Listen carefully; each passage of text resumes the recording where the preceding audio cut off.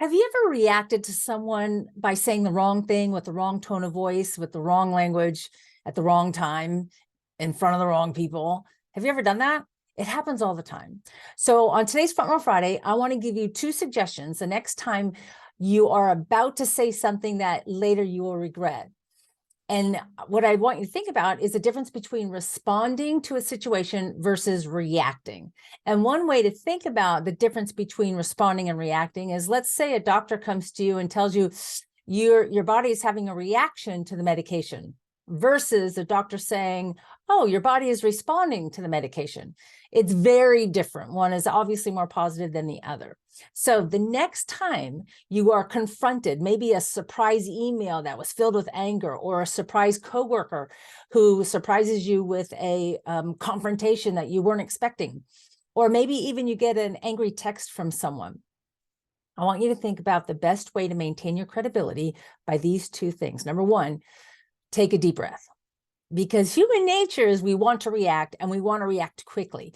But when you react to something, you are giving an automatic response, which may not be the right thing. And depending on how much anger or what's going on in your day that's been built up, you may just blow up and totally overreact to the situation. And then if you do, you come later to regret what you said and did, and your credibility is affected. So take a deep breath for two reasons. Number one, it helps you stay calm so you can assess the situation.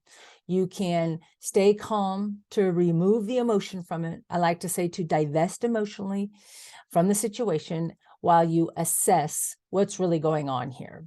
And the second thing it does is it helps you to buy some time to think about how you're going to respond. What's the best way to respond? What's the best language to use right now to respond to this person or to this email or text?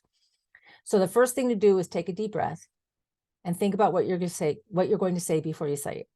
The second thing is get clarity. So much stress happens in our workforce today because of unclear communication.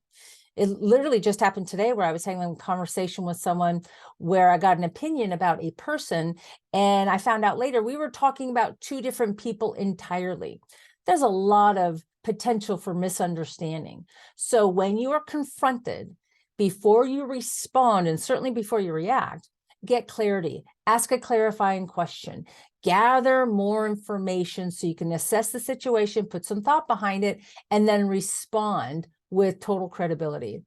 And if you can't think of which question you should ask to gather more information, just simply with a calm voice and a calm expression, just say, what do you mean by that? Or help me understand what you mean. So while you gather that information, you can calmly think about, okay, where is this coming from? What does this person really mean? And ask enough questions until you're completely clear so that you can respond to that person or to that email. And by the way, if you are about to lose it, if you are about to go off on someone because you know your warning signals when you're about to get angry, your heart palpitates, your brain starts to throb, you start to get flushed in maybe your chest and neck area, or your face turns bright red, or maybe you even have a lip quiver.